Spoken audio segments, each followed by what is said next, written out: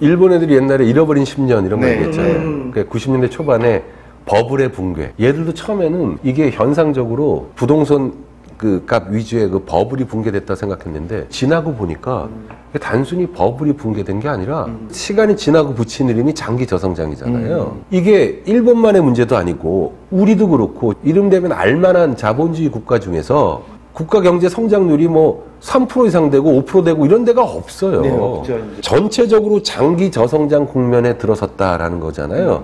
그게 주는 게 실제로 상당히 많은 경우 소비자나 생활자의 트렌드를 예측하는 그 원인이 되는 거거든요. 자, 봐봐요. 아까 코쿠닝 얘기했잖아요. 네. 일본도 그렇고 미국도 우리도 그런데 베이비 부머 세대에 한참 호황기 고성장 시기에 있던 사람들은 나름의 자산이 있어요. 그리고 그때는 몸뚱아리 하나로 열심히 하면 집 한 채 살 수 있고 할 수 있었어요. 근데 지금 주택이나 부동산이나 이런 것들의 가격은 상승한 상태에서 장기 저성장기에 들어온 사람들은 한꺼번에 같이 올라가는 이런 혜택을 얻지 못하고 있거든요. 그래서 코쿠닝 나오는 거예요. 일본의 그 불황 때 썼던 책 제목이 뭐냐면 우리나라에 번역됐습니다만 포기와 선택의 생활 미학이에요. 자, 그럼 무슨 얘기냐면 옛날에는 전체적으로 뜨니까 나도 월급이 막 올라가고 그랬던 거 쉽게 얘기하면 그럼 내가 100이라는 리소스가 있고 구매력이 있고 내가 좋아하는 관심이 있는 게 10개면 10개를 다 할 수 있었다는 거지. 근데 지금은 그 중에 자기한테 가장 의미 있고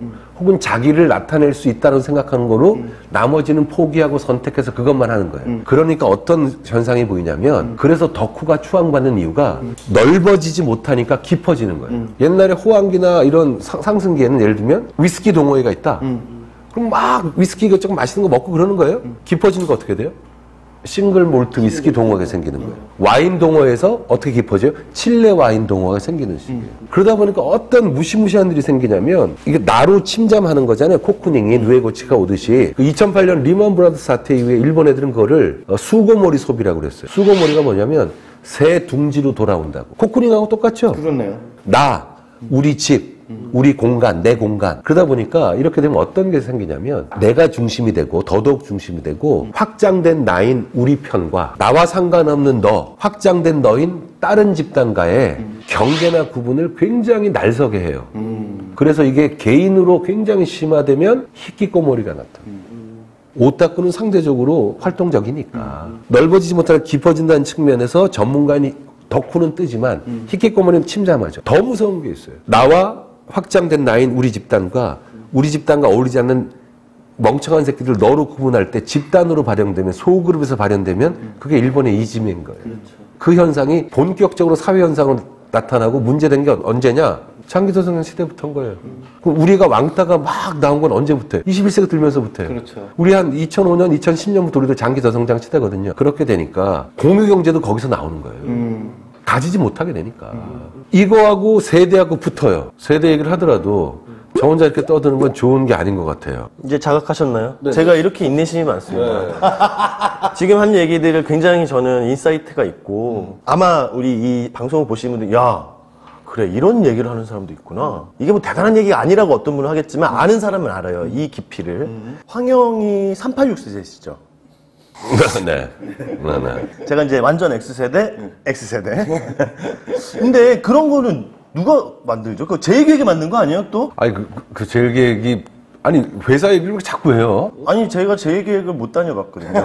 LG에드, 이노션, TBW도 잠깐 다녔었습니다. 네. 그 세대를 규정짓는 용어 중에서 제 개인적으로 제일 천박한 용어가 386이라고 저는 생각해요. 제 기억이 맞으면 아마 일본에서 그 이름 붙였을 거예요. 확실합니까? 제 기억이 맞다면. 그래서 386이라는 게 뭐 컴퓨터 갖고 사양 갖고 네. 장난친 거잖아요. 네. 그죠? 인텔 뭐 80286, 386, 이렇게 뭐 펜티엄 이런 식으로 될 때. 그래서 때마침 그 첨단 컴퓨터 사양하고 맞춰서 당시 기준으로 하면 뭐 30대고 80년대 학번이고 네.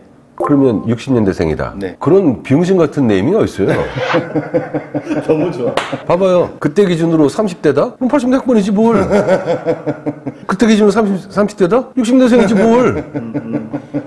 일부 입장에서는 그런 민주화 운동 세대라고 할 수 있는 애를 까고 싶은 그런 욕망에서 시작한 거예요. 그리고 제 기억이 맞으면 시리즈 기사도 있었어요. 386이 어떻게 산다라고 할 때 그때 이름 지었던 386인데 물리적으로 거기에 해당하는 그러나 민주화운동 세대라고 다 민주화운동한 거 아니고 전혀 그렇지 않은 사는 사람을 막 시리즈한 적도 있어요.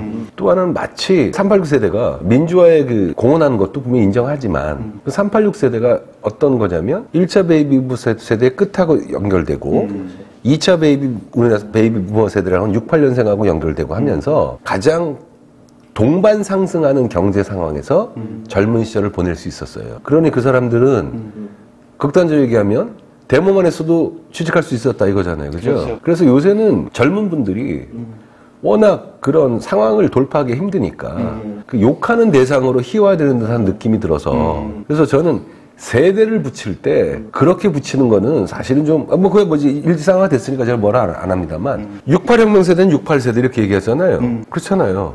그것도 하나 알았으면 좋겠어요. 몇 년 전에 그 메르스 사태 났을 때 네. 코호트 격리 이런 거 혹시 들어봤어요? 그룹 격리 이런 식으로 썼거든요. 네. 코호트란 말이 마나임이라고 독일 사회학자가 만든 말이에요. 세대하고 비슷한데 약간 다른데 그게 뜻이 뭐냐면 어떤 세대의 공통점을 묶는 거는 그 물리적 연령을 따졌을 때 10대 후반, 20대 초반에 겪었던 공통적인 임팩트가 큰 정치, 경제, 사회, 문화 어떤 거를 통해서 동질감을 확보한다는 거예요.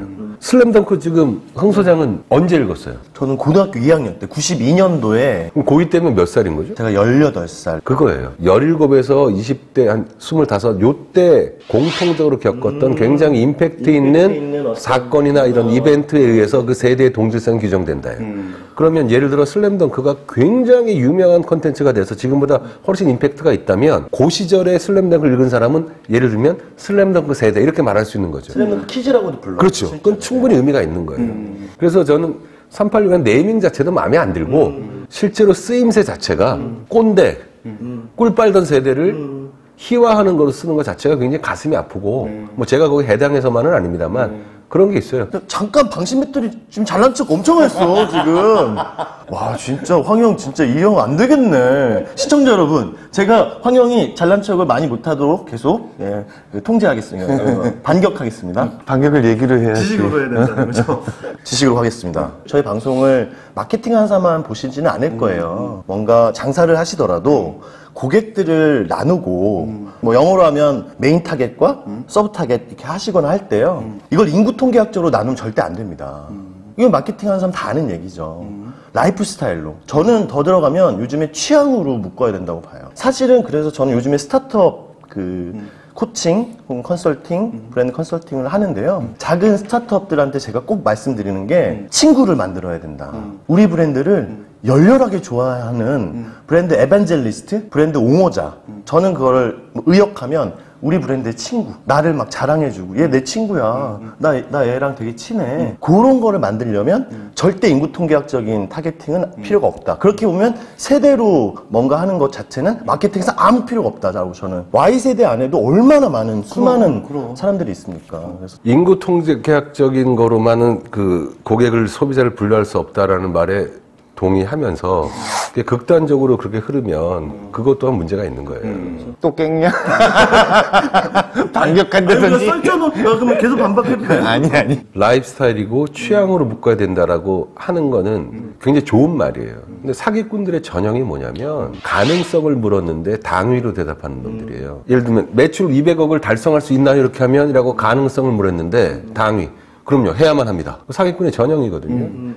우리 흥소장의 사기꾼의 얘기가 아니라 연령 이런 데모그래픽으로만 세그멘트 하면 안 된다는 말에 100% 동의하지만 조심해야 될 게 있는 게 연령은 굉장히 넓더라도 어떤 취향이나 어떤 라이프스타일을 동질의 라이프스타일을 가진 사람을 묶어낼 거냐 그리고 어떤 식으로 묶어내는 방법론에 그 묶어진 사람들한테 어떻게 접하고 전달할 거냐 문제가 명확히 정리되지 않은 상태에서 그렇게만 얘기하면 자칫 실행에 있어서 오류가 있을 수 있어요. 두 번째는 연령을 타겟팅할 때 예를 들면 이런 게 있는 거예요. 인구 구조의 변화하고도 문제가 있는데 왔다 갔다 할게요. 네.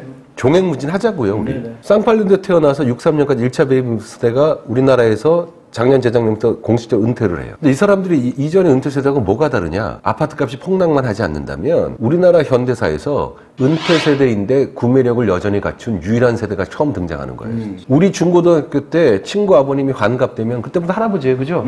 지금 60 된다고 누가 환갑잔치 해요. 게다가 기대 수명은 길어져요. 지금 20대 애들, 사회 진입한 애들이 그분들이 사회 진입할 때처럼 돈도 많이 받고 그러냐 이거지. 흔히 말하는 복고 마케팅이나 노스텔제 마케팅에서는 그러면 어떤 게 중요한 거냐? 아까 코호르트가 중요한 거예요. 이런 타겟이면 역산에서 이 사람들이 10대 후반, 20대 초중반에 겪었던 큰 사건, 큰 문화 현상, 그때 유행했던 거를 새롭게 제시하면 복고 마케팅은 성공하는 거예요. 응답하라 시리즈에서 그때는 물론 40대를 겨냥했지만 그 사람들이 그 시점 10대 후반 20대 초중반에 있었던 상품을 다시 해서 다 팔렸잖아요. 이제 우리도 그렇게 시작할 거라는 거죠. 그러니까 두 가지가 완전히 서로 배척하는 개념은 아니다. 이렇게 생각하는 게 훨씬 일하기엔 좋지 않을까 싶어요.